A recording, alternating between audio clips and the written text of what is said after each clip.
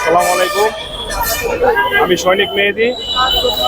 আমি 2014 সালে বাংলাদেশ সেনাবাহিনীতে ভর্তি হই। 1 বছর ট্রেনিং করার পরে আমি ইউনিটে 6B-তে পোস্টিং হই। পোস্টিং হওয়ার পরে আমি 9 মাস চাকরি করতেছি। একদিন শুক্রবারে আমার বাড়ি থেকে খবর আসে যে আমার মা অসুস্থ।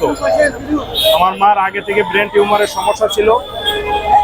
তারপরে আমার বাড়ি থেকে খবর দেওয়া হয় আমার মা অসুস্থ।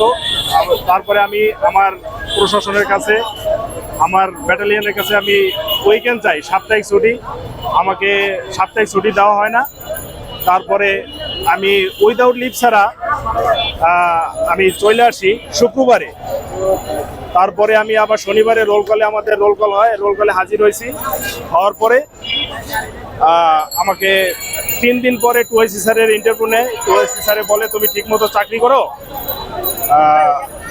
তারপরে আর কোনো এরকম করো না, তুমি 1 বছর ট্রেনিং করছো, তুমি সুন্দর মতো চাকরি করো, এরকম আর করো না। তারপরে আমি 3 মাস আমার চাকরি চলতেছে।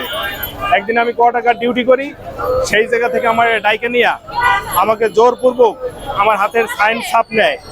নেওয়ার পরে আমাকে একদিন আবার সকালে আমি পিটি করি, পিটি গ্রাউন্ড থেকে আমারে উঠাই নিয়ে তারপরে আমাকে রেকর্ডে পাঠাই দেয়। তারপরে আমার ওইখান থেকে বাড়ি পাঠাই দেয়। এই কি আমার অপরাধ? আমার মাকে, আমার মা অসুস্থ, আমার মাকে দেখতে যাব, এইটা কি আমার অপরাধ ছিল? এই জন্য আমার চাকরিচ্যুত করেছে আমাকে। আমি জাতির কাছে এটা আমি বিচার চাই, আমার চাকরি আমি পুনর্বহাল চাই। ঠিক আছে।